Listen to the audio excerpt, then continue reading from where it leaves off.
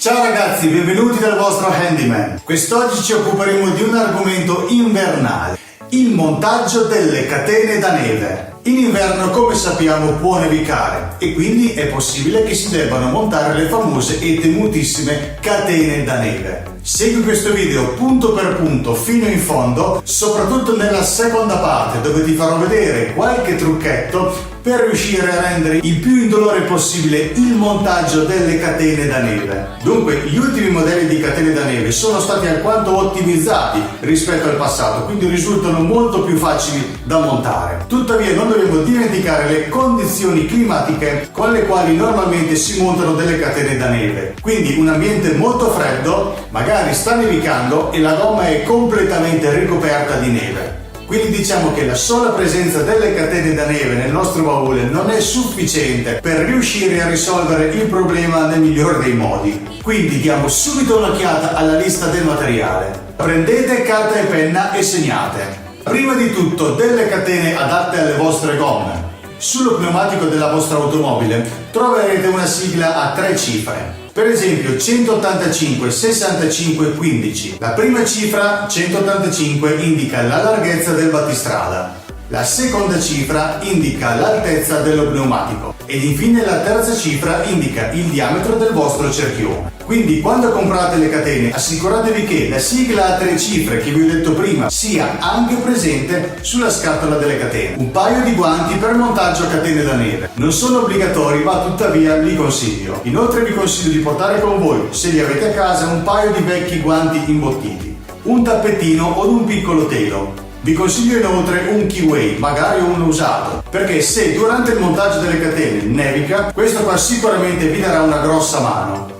Per quanto riguarda tempi e costi abbiamo. Per quanto riguarda il costo delle catene dipende molto da che tipo di catene sceglierete e dal modello delle vostre gomme. Inoltre assicuratevi sempre che le vostre gomme siano catenabili. Controllate sul vostro libretto se il tipo di gomme che state montando è catenabile o no. Per quanto riguarda i guanti li potete trovare online ad un prezzo di circa 20 euro.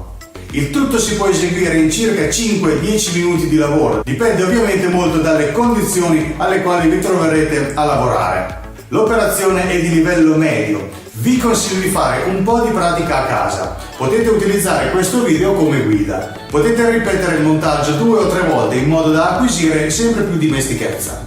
Quindi bando alle ciance e mettiamoci subito all'opera.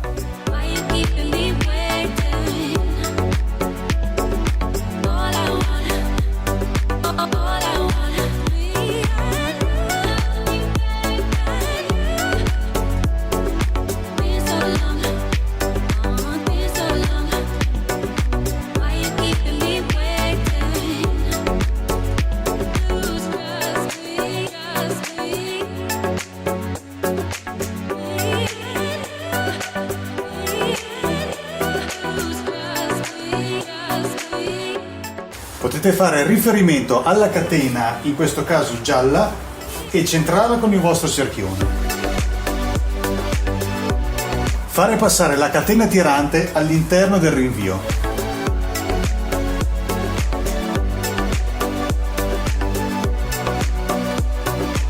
Agganciare la gomma tirante al punto più lontano possibile.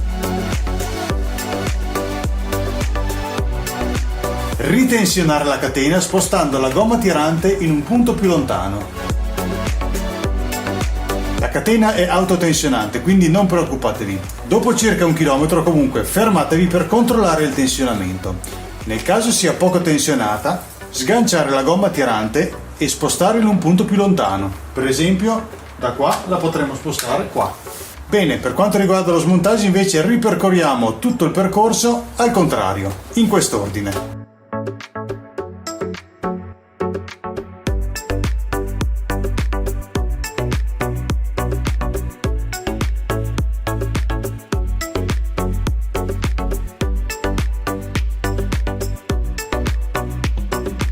Se durante lo smontaggio la catena rimane sotto la ruota, quindi non riuscite a sfilarla, semplicemente muovete la macchina, stando attenti a non passare sopra i gancini in plastica delle catene.